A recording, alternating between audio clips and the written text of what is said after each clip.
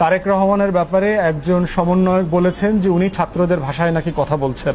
প্রশ্ন হচ্ছে, দেশের সবচেয়ে গুরুত্বপূর্ণ রাজনৈতিক দলের সবচেয়ে সিনিয়র নেতার ব্যাপারে কথা বলার ক্ষেত্রে সবাইকে খুব সতর্ক হতে হবে। হাসনাত আব্দুল্লাহ থেকে শুরু করে সকল ছাত্র সমন্বয়ককে বলছি, তোমাদের এই আন্দোলনের সাথে তোমরা 3 সপ্তাহ আন্দোলন করো নাই। এই আন্দোলন বাংলাদেশের গণতন্ত্রকামী মানুষ গত 17 বছর থেকে করেছে। মেসি হঠাৎ করে গোল দিলে গোল হয় না, 11 জন খেলে মেসি বানাইতে হয়। অতএব তোমরা যদি মনে করে থাকো তোমরা 3 সপ্তাহে মেসি হইছো, তোমরা 3 সপ্তাহে রোনাল্ডো হয়ে গেছো, তোমরা বোকার স্বর্গে বাস করছো।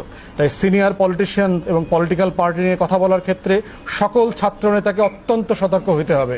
কোনো ফাইজলামি করবার সুযোগ কিন্তু নাই।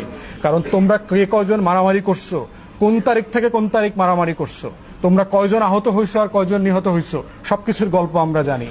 তাই তারেক রহমান সম্পর্কে অবশ্যই সমালোচনা করবার অধিকার আছে সবার রাজনীতি হিসাবে, কিন্তু তারেক রহমানকে অথবা কোনো রাজনৈতিক দলের নেতাকর্মীকে হেয় করে কথা বলার কোনো রাইট নাই।